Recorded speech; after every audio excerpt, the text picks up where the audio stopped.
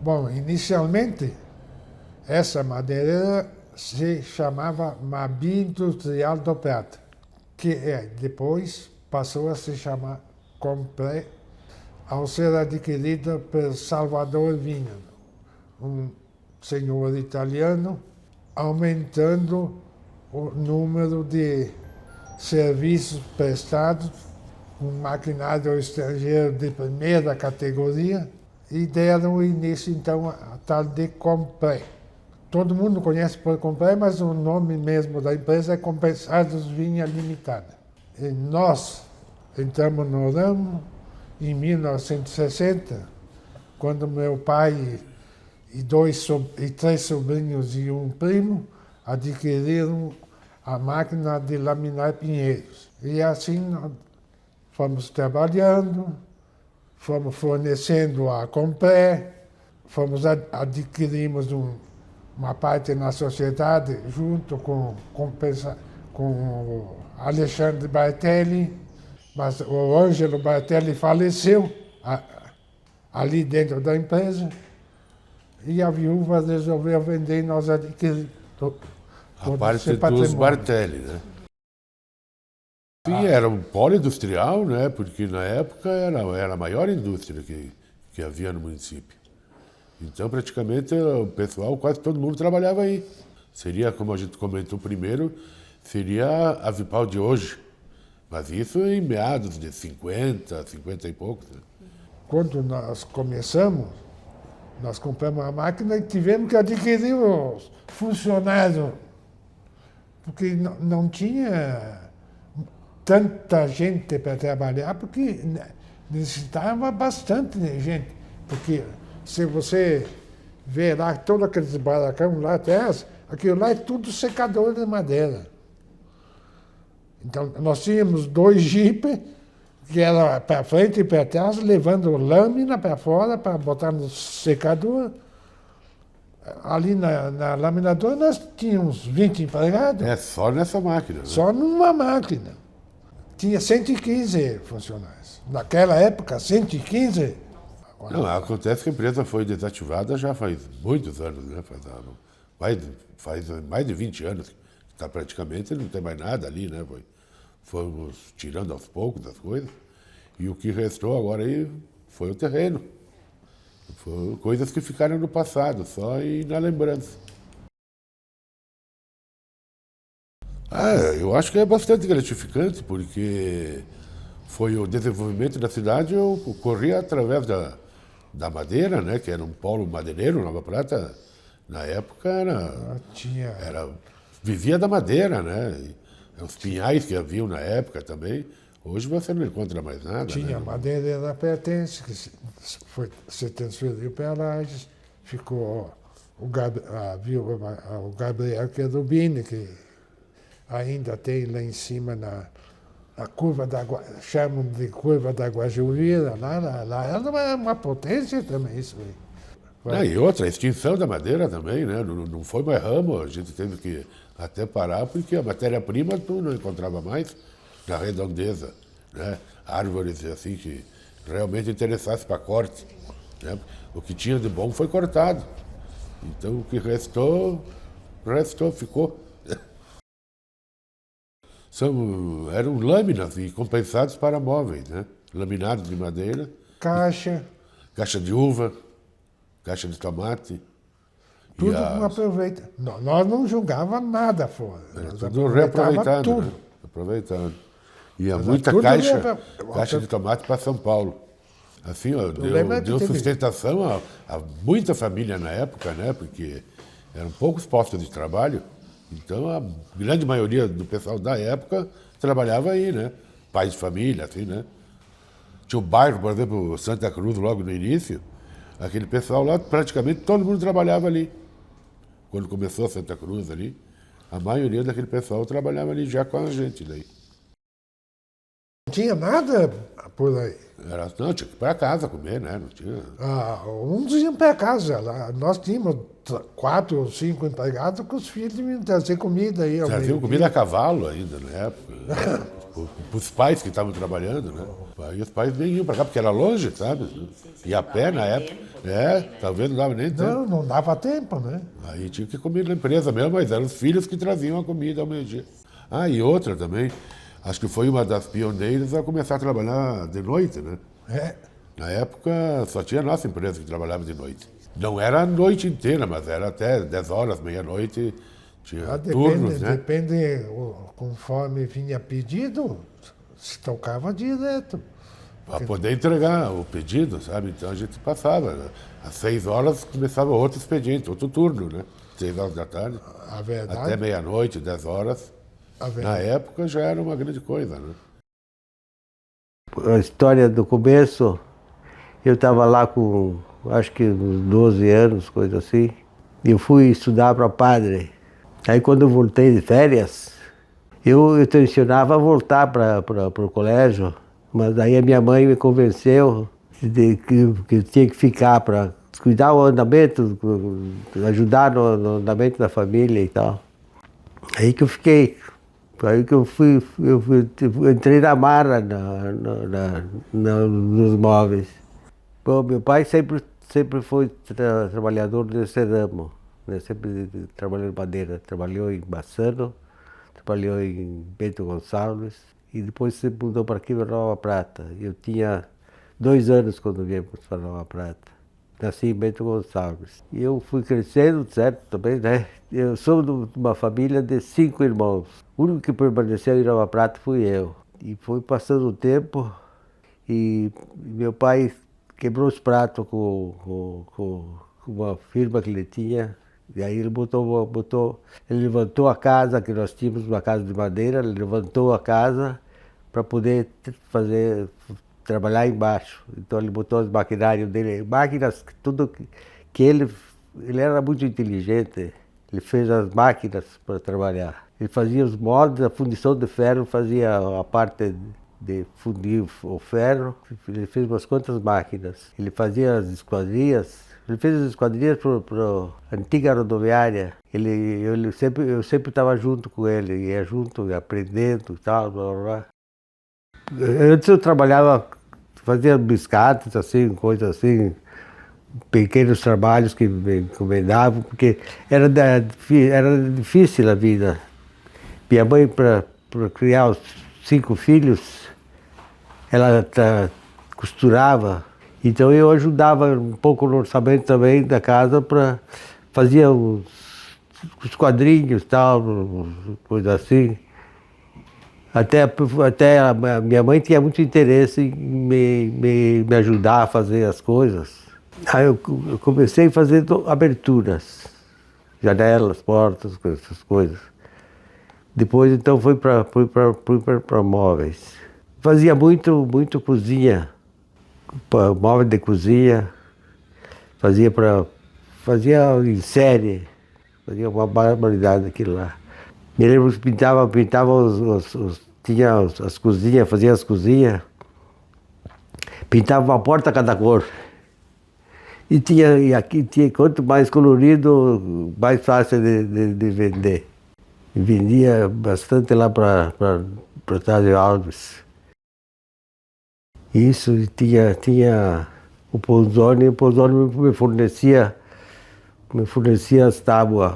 Eu comprava uma tábua por mês para fazer, gastava aquela tábua para fazer os móveis e daí ia buscar outra tábua. E trazia nas costas, lá do Ponzoni até em casa, cansava, era meio magrão, tinha o osso para fora, machucava o osso, carregar aquela tábua. Eu me lembro da estrada aqui, quando ia para buscar uma madeira, era tudo, não tinha paralelepípedo, era show. E o meu carro era uma bicicleta.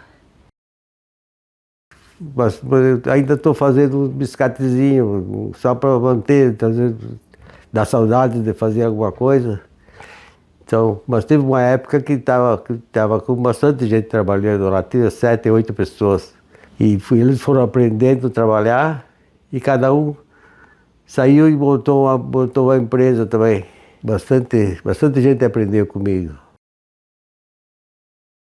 Meus pais tinham bastante terra, meus avós também. Então, nada mais do que instalar uma serraria naquele local, para poder desenvolver, né, a economia. E em 1926, o meu avô faleceu e deixou por herança essas terras. E nessas terras, a primeira serraria que foi desenvolvida, foi instalada, foi a de viúva Gabriel Cherubini, ou melhor, Gabriel Cherubini, e com os pinheiros adquiridos, comprados do meu avô. E essa serraria foi em 1926.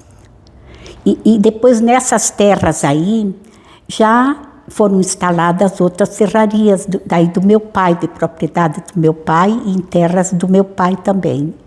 4 serrarias.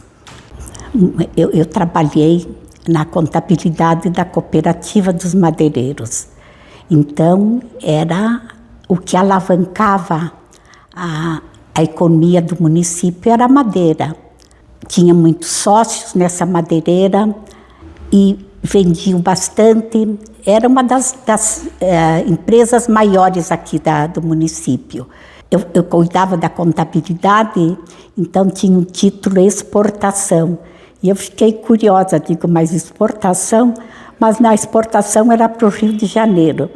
Mas certamente, de certo, lá no Rio de Janeiro exportavam mesmo para outros países.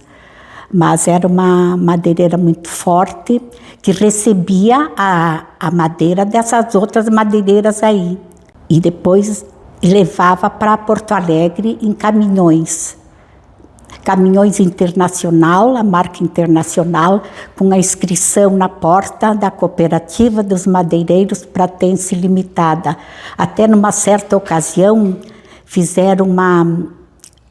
carregaram esses caminhões, que eram tantos que eu não sei precisar o número, mas eram bastante caminhões. E carregaram e numa vez só foram até Porto Alegre, fizeram aquela fila de caminhões e foram até Porto Alegre, chamando a atenção de todos pela estrada. A madeireira, o meu pai teve 4 madeireiras. As 4 madeireiras dele, em propriedade dele, mas em lugares diferentes, que acredito, em função dos pinhais, quando esgotava os pinhais naquele local, transportavam para outro local a madeireira. E naquele tempo não era nada fácil. As toras eram puxadas por bois, por conjunto de bois, por picadas abertas no meio do mato, em terrenos íngremes, então não era nada fácil. E esse trabalho era feito para a tora chegar até a serraria.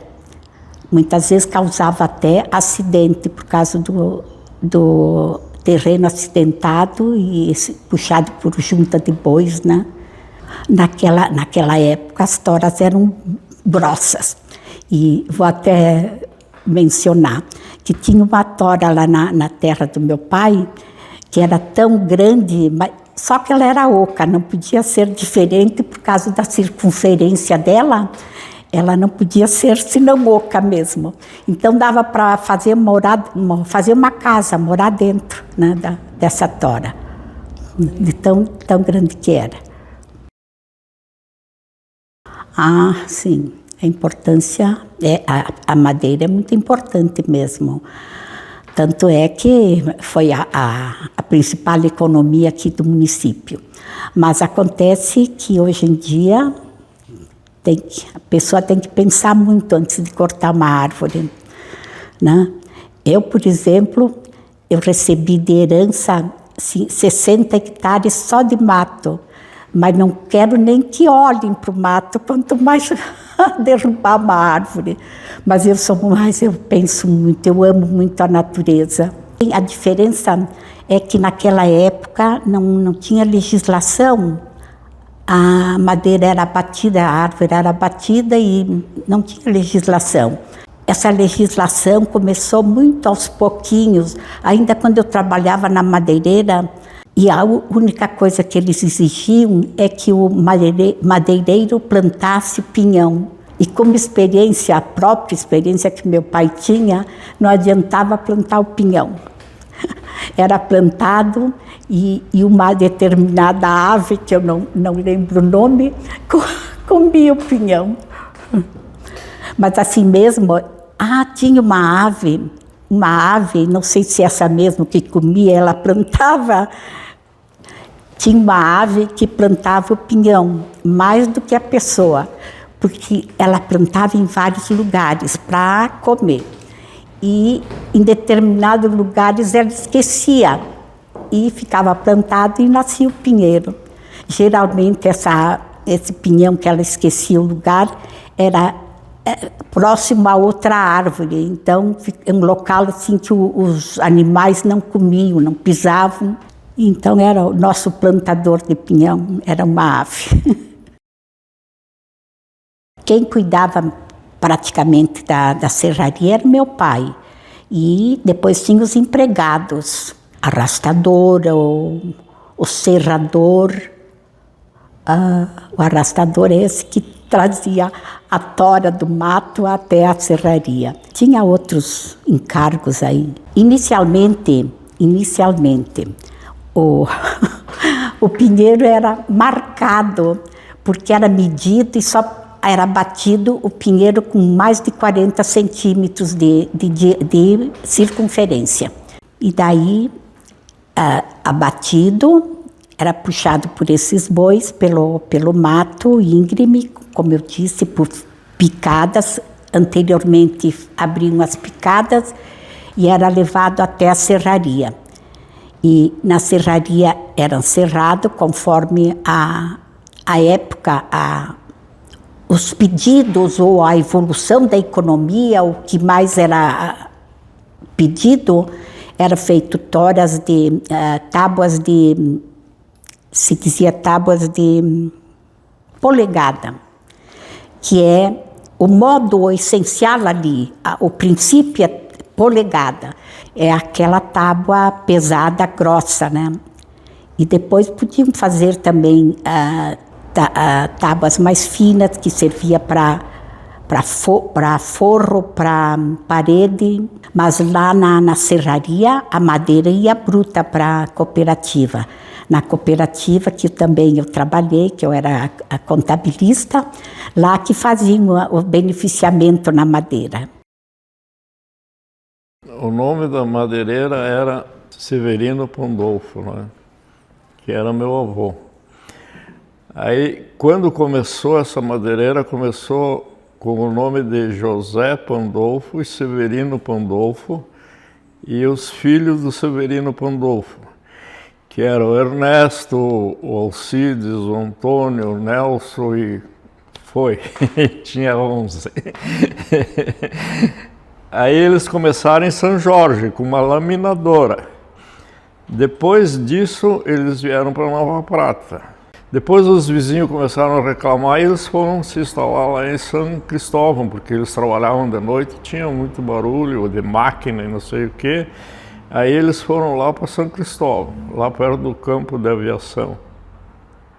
E sempre trabalharam com serraria, com madeira, com laminadora, serraria, depois com fábrica de caixa, com fábrica de casa pré-fabricada e foi até terminar.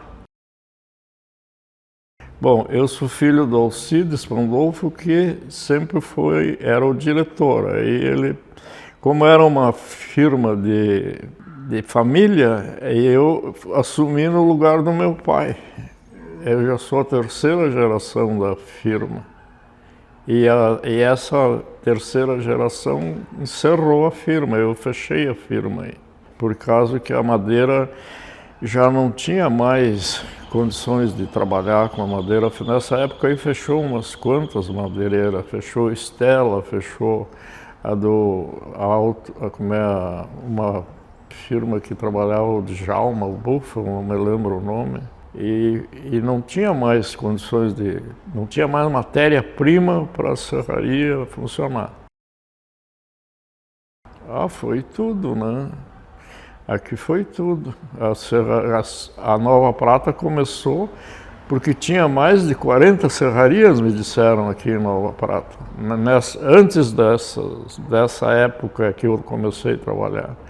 Era muita serraria, tinha muitos pinhais, né? Inclusive, Nova Prata, São Jorge pertencia a Nova Prata. E foi lá que a nossa empresa se estabeleceu inicialmente, derrubando uma de pinheiro lá com a laminadora. Derrubaram muito pinheiro, mas também plantaram muito pinheiro, sabe? Foi plantado, acho que mais do que foi derrubado, mas foi derrubado bastante pinheiro aqui da região.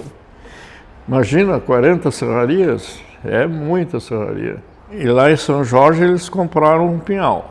Depois vieram para Nova Prata, aí não tinha mais assim facilidade de arrumar pinheiro. Aí eles compraram duas, três colônias de terra que tinha só mato em Nova Araçá. E aí foram trazendo madeira do Araçá até que terminou lá no Araçá. Aí terminou a madeira lá e pararam a serraria. Porque aqui não tinha mais madeira para matéria-prima. O pai, quando casou, ele foi morar em André da Rocha.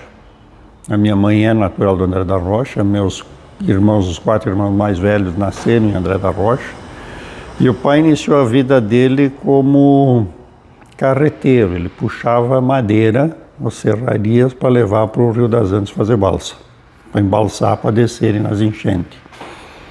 E nesse vai e vem de coisa, ele foi percebendo negócios da madeira e que a madeireira era uma coisa que propiciava crescimento, desenvolvimento.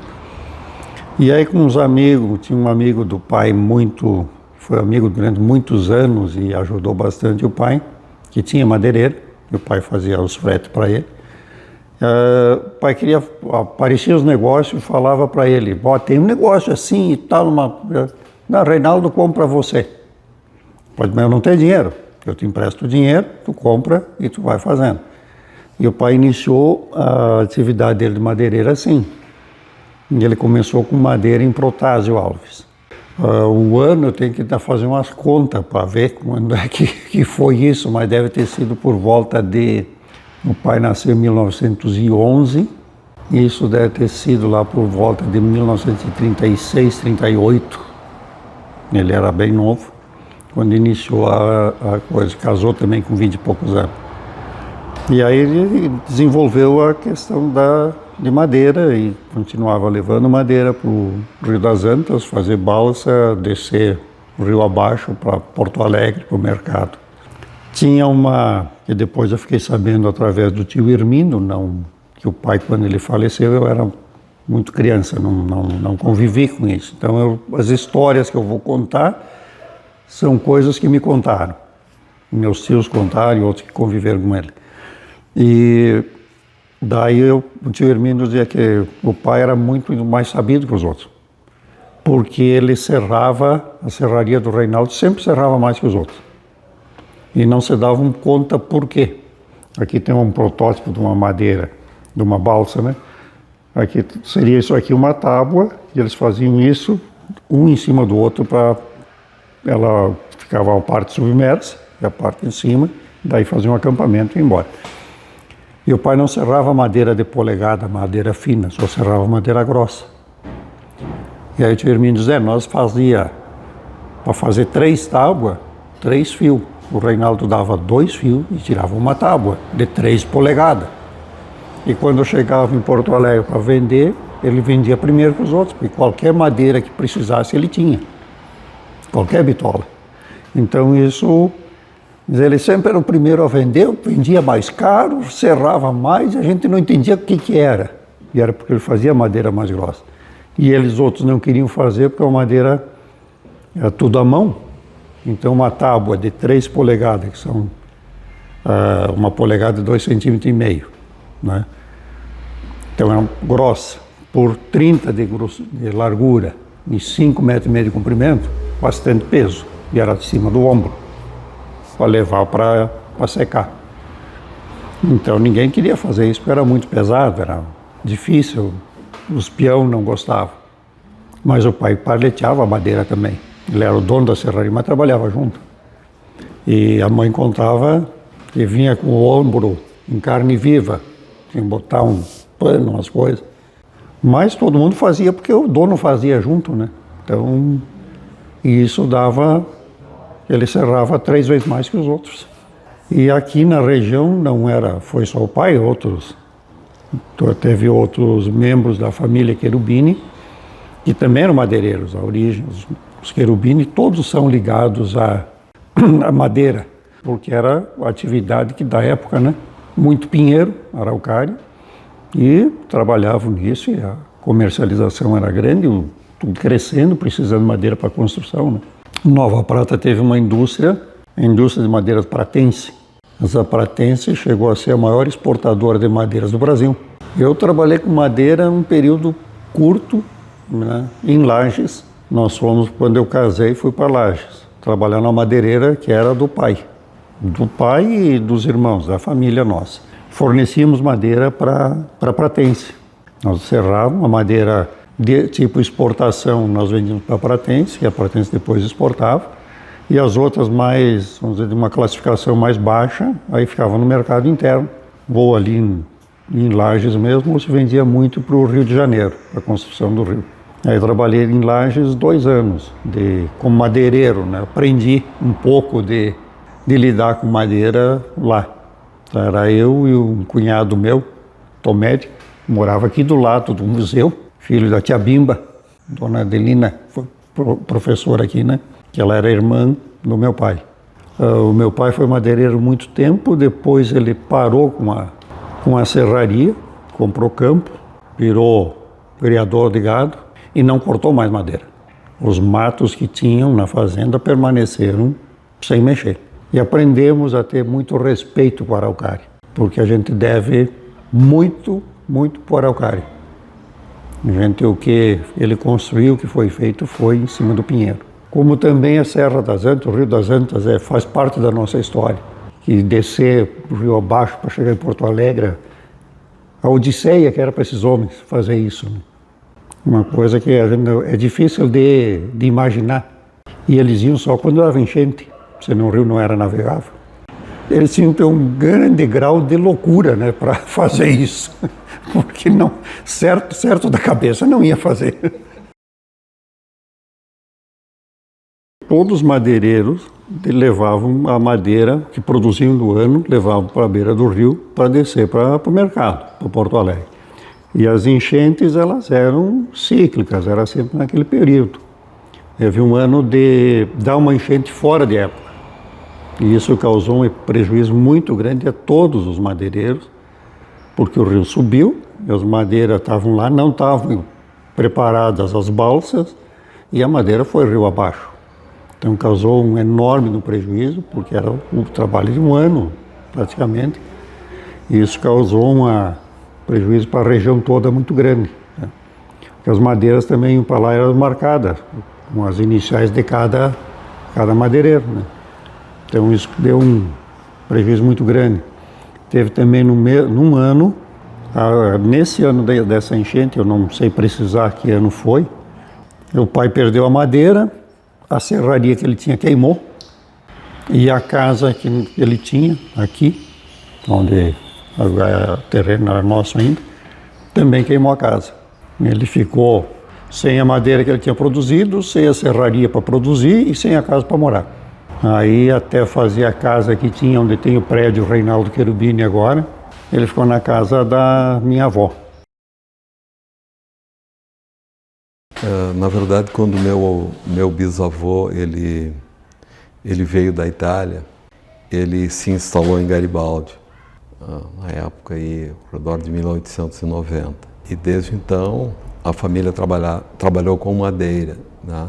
E por volta de 1948, como a empresa ela se desenvolveu e ela tinha necessidade de madeira, e a região de Nova Prata era um polo produtor de madeira. Inicialmente meu avô tinha uma serraria aqui em sociedade com Tarrasconi, Clemente Tarrasconi, que era um genro dele. E aí depois ele foi convidado pelo prefeito na época. Nova Prata começava a desenvolver, ter prédios públicos, prefeituras, escolas e outras coisas, e tinha necessidade de ter uma indústria como o que o meu bisavô iniciou em Garibaldi. Então é uma coisa que vem desde quando meu bisavô chegou ao Brasil, né? Já na época eles faziam trabalhos únicos, tinham ferramentas únicas e eles eram muito avançados, né? A indústria era tocada por locomóvel a vapor, onde eles geravam a própria eletricidade, e os trabalhos que ainda tem na região de Garibaldi da família são referências, né? Que a família, na verdade, antes de ser uma família empresária, ela era uma família artesã. Hoje aqui em Nova Prata tem um armário na Pousada dos Pinheirais, que é um trabalho feito pela família lá em Garibaldi. Aí eu lembro da empresa quando eu era criança, porque desde os 8 anos de idade eu trabalhava com o meu pai. Meu pai, ele dizia que era importante eu aprender, mais importante que jogar bola. Eu não concordava, mas hoje eu acho que eu faria tudo de novo, né?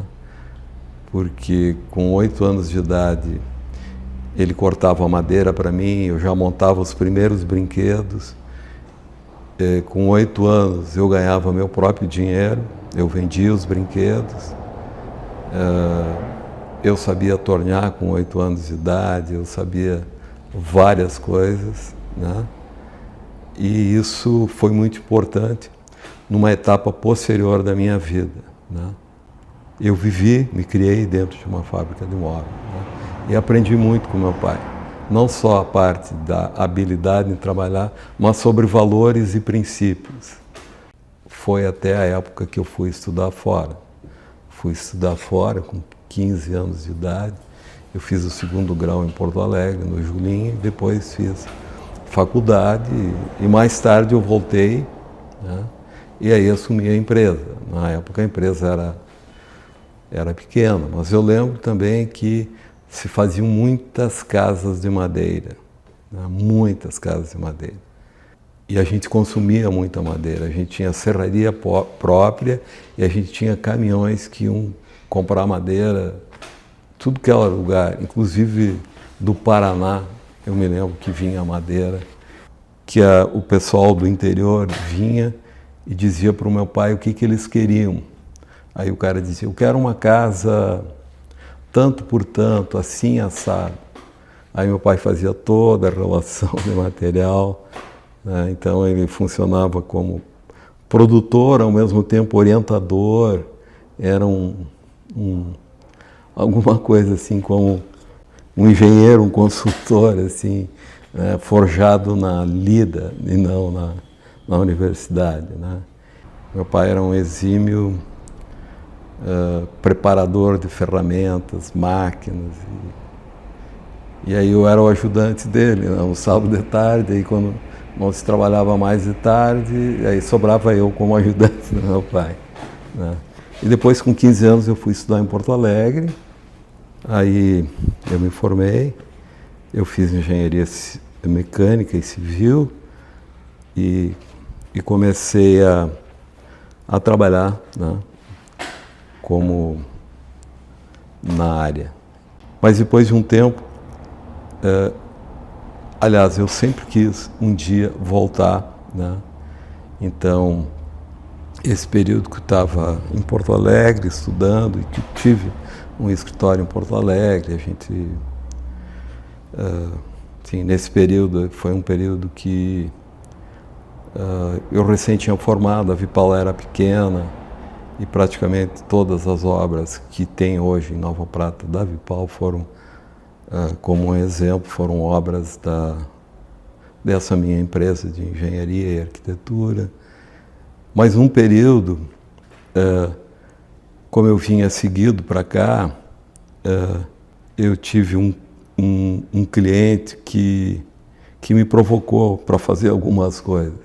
Naquela época, a empresa tinha ficado pequena, era meu pai com poucas pessoas, e aí eu senti que era a oportunidade de retomar a empresa, que nunca deixou de ser o meu grande sonho na vida, né? A empresa se tornou conhecida, ela era referência, não só na parte de desenvolvimento de produto, que aí veio todas aquelas experiências que eu tive como criança, mas aí também tecnologicamente. E no final, a gente conseguiu um estágio tão grande de desenvolvimento, tanto de produto, de design como de tecnologia, que as últimas máquinas que eu adquiri não eram máquinas que estavam no mercado, mas os próprios fabricantes, né, conhecendo a exigência que a gente tinha dentro da fábrica e o cuidado e como a gente se dedicava à pesquisa e os mínimos detalhes, a gente passava a desenvolver as futuras gerações de máquinas a partir daqui, né? Então a gente desenvolveu coisas muito tempo antes de elas serem colocadas no mercado. Isso tudo se deveu, né? Por quê? Porque aqueles valores e princípios que eu aprendi com o meu pai, a gente aplicava rigorosamente dentro da fábrica. A tecnologia, essas coisas, era uma coisa importante, mas o diferencial da empresa eram as pessoas, né?